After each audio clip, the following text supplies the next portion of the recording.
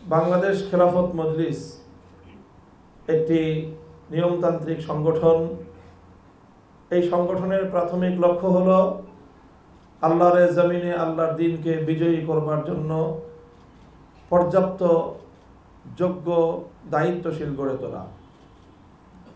বাংলাদেশের প্রতিটি পাড়ায় পাড়ায়, প্রতিটি গ্রামে গ্রামে, প্রতিটি মহল্লায় মহল্লায় খেলাফত প্রতিষ্ঠায় জাতিকে নেতৃত্ব দেওয়ার জন্য যোগ্য দায়িত্বশীল তৈরি করা, এটি হলো সংগঠনের ঐতিহাসিক দায়িত্ব। যদি আমরা আমাদের এই কাজটুকু করতে পারি, বাংলাদেশে যদি প্রায় 1 লক্ষ গ্রাম থেকে থাকে, আমাদের প্রতিটি গ্রামে অন্তত 3 জন করে ডেডিকেটেড দায়িত্বশীল, জবাবদিহিতার মানে উত্তীর্ণ, তাকওয়া ইখলাস লিল্লাহিয়াত এবং যোগ্যতার মানে উত্তীর্ণ যদি আমরা 3 লক্ষ দায়িত্বশীল তৈরি করার প্রাথমিক টার্গেট যদি আমরা পূরণ করতে পারি, ইনশাআল্লাহ বাংলাদেশে ইসলামী বিপ্লব হবে এবং সেই বিপ্লবে বাংলাদেশ খেলাফত মজলিসের দায়িত্বশীলরা অগ্রণী ভূমিকা পালন করতে সক্ষম হবে। এদেশের মানুষ বাংলাদেশ খেলাফত মজলিসের উপর আস্থা অতীতে রেখেছে এবং বাংলাদেশ খেলাফত মজলিস তার প্রতিষ্ঠার দীর্ঘ 35 বছরে দেশ, জাতি এবং ইসলামের কল্যাণে অনেক ঐতিহাসিক ভূমিকা পালন করেছে।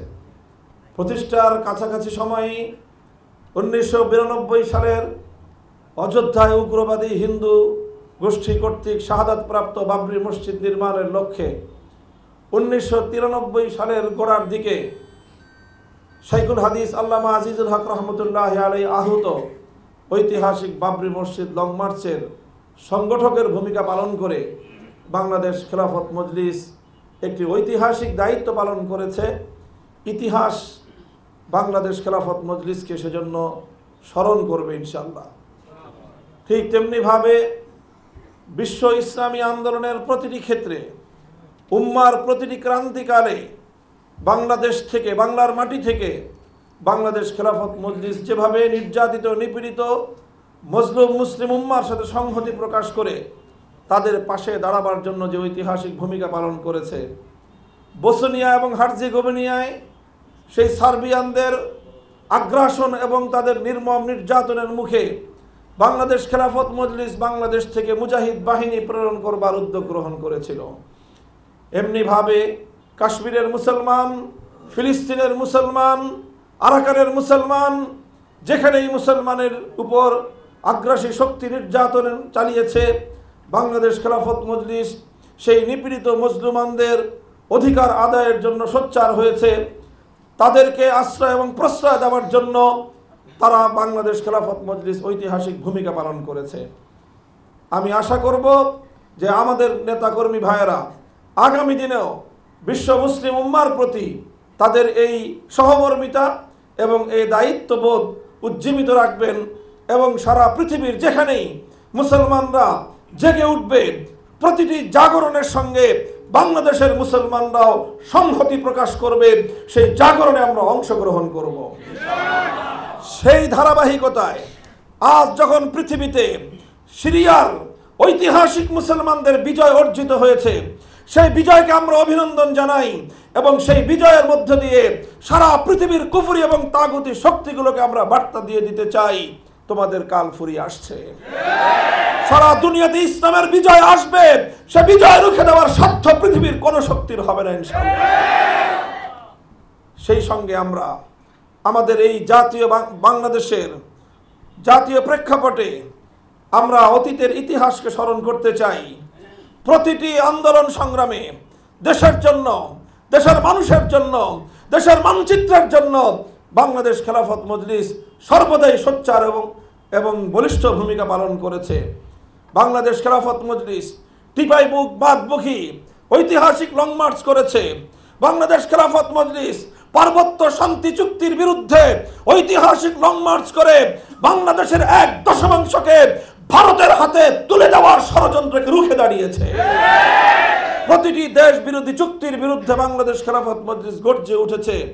বাংলাদেশ খেলাফত মজলিসের প্রয়াত সকল দায়িত্বশীল মরহুম সকল দায়িত্বশীল বৃন্দ, শাইখুল হাদিস আল্লামা আজিজুল হক, প্রিন্সিপাল আল্লামা হাবিবুর রহমান রহমতুল্লাহ আলাই, আল্লামা শাইখুল হাদিস আশরাফ আলী রহমতুল্লাহ আলাই, প্রাক্তন এমপি আল্লামা ওবায়দুল হক রহমতুল্লাহ আলাই, মরহুম হযরত মাওলানা নিজামউদ্দিন রহমতুল্লাহ আলাই সহ বাংলাদেশ খেলাফত মজলিসের প্রাক্তন এই সকল মহান দায়িত্বশীল বৃন্দ, তারা যে পথে বাংলাদেশ খেলাফত মজলিসকে পরিচালিত করেছেন, আমরা সে ধারা অব্যাহত রাখব, লড়াই করব, সংগ্রাম করব, প্রয়োজনে আমরা জেল জুলুম বরদাস্ত করব, কিন্তু কখনোই জালিমের সামনে মাথা নত করব না, অন্যায়ের সাথে আপোষের চড়াই পথে আমরা হাঁটব না। এই কাজগুলো করতে হলে প্রিয় সাথী বন্ধুগণ, আমাদেরকে অনেক কষ্ট সহিষ্ণু প্রশিক্ষণের পথ মারাতে হবে, অনেক পথ আমাদেরকে পাড়ি দিতে হবে। এই জন্য আমি সাংগঠনিকভাবে বাংলাদেশ খেলাফত মজলিস ঢাকা মহানগরীকে যেভাবে আমরা কেন্দ্রের পক্ষ থেকে আজকের এই কর্মী সম্মেলনের নির্দেশনা প্রদান করেছিলাম, ঠিক সেভাবেই আগামী দিনে প্রতিটি থানায় থানায় বাংলাদেশ খেলাফত মজলিস ঢাকা মহানগরীকে কেন্দ্রের পক্ষ থেকে যেই নির্দেশনা প্রদান করা হবে, সেই নির্দেশনার আলোকে আপনারা প্রতিটি থানায় থানায় এভাবে নির্বাচিত দায়িত্বশীল, তালিকাভুক্ত দায়িত্বশীলদেরকে নিয়ে আপনারা কর্মসূচি পালন করবেন। এর মধ্য দিয়ে আমি যেটা বলছি যে বিপ্লবের জন্য একটা সময় মাটি উর্বর হয়ে ওঠে, বিপ্লবের জন্য এক সময় জাতি উন্মুখ হয়ে পড়ে, তখন বিপ্লবের জন্য মাঠে ময়দানে বিপ্লবী কর্মীর অভাব হয় না, নেতৃত্বের প্রয়োজন হয়। যদি সেই সময় জাতিকে সঠিক নেতৃত্ব দেওয়া যায়, তাহলে বিপ্লব কিভাবে আসে?